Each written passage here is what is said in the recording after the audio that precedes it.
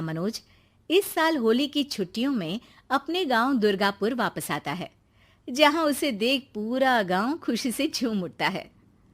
जब गया था तब इतना सा था और अब देखो कितना बड़ा हो गया है।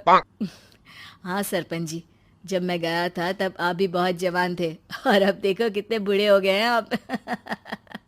चलो चलो बढ़िया है, बच्चा घर वापस आ गया। इसी खुशी में आज रात पार्टी होगी।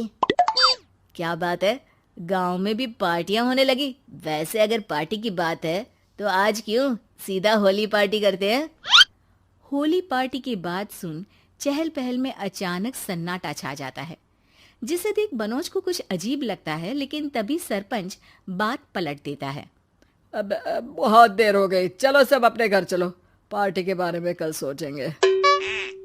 मनोज भी मम्मी पापा के साथ घर आ जाता है, पर होली पार्टी और उस पर पूरे गांव की खामोशी वाली बात अभी तक उसके जहन से निकलती नहीं।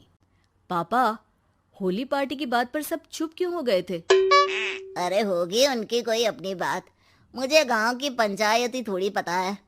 थक गया हूँ, चलो सो जाते हैं, कल बात करते हैं। पापा की बात मानते हुए मनोज भी सोने चला जाता है।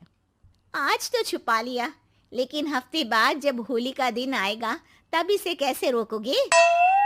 अगली सुबह सूरज के साथ ही मनोज भी गांव घूमने निकल जाता है, जिस पर रास्ते में उसे अपनी ही उम्र के कुछ लड़के भी मिलते हैं, जिनसे दोस्ती कर अब वो उनके साथ घूमने लगता है।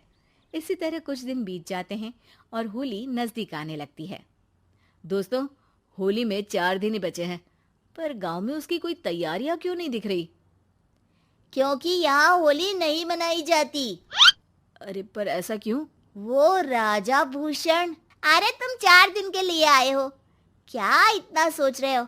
चलो कुछ खाने चलते हैं। इसी के साथ एक बार फिर होली की बात को टलते हुए देख मनोज को शक होने लगता है।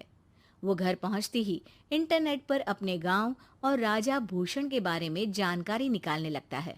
क्या? मुझे आज तक ये नहीं पता था। ऐसा कैसे? किसी ने मुझे कुछ बताया क्यों नहीं? सारी जानकारी लेने के बाद मनोज गांव वालों या अपने मम्मी पापा से कुछ पूछे बिना खुद ही उसकी सच्चाई के बारे में छानबीन करने लगता है, जिसके चलते वो राजा भूषण की हवेली में पहुंचता है। वाह, क्या हवेली है यार! पर क्या यहाँ सच में कोई भूत है?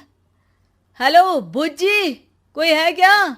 हम इस साल गांव में होली सेलिब्रेट कर रहे हैं, क्या आप उस पर थोड़ा इंटरव्यू देंगे? मनोज के ऐसा बोलते ही गांव में तूफान उठ जाता है और हवेली में रखी सारी चीजें हिलने लगती है। एक अदृश्य शक्ति मनोज को धक्का देकर हवेली से बाहर निकाल दरवाजा बंद कर लेती है। ये सब देख मनोज हैरान रह जाता है। क्या अभी मुझे हवा ने धक्का देकर बाहर निकाल दिया? मेरे होते हुए इस गांव में कभी होली नहीं मन सकती, इसलिए दोबारा ऐसी कोशिश भी मत करना।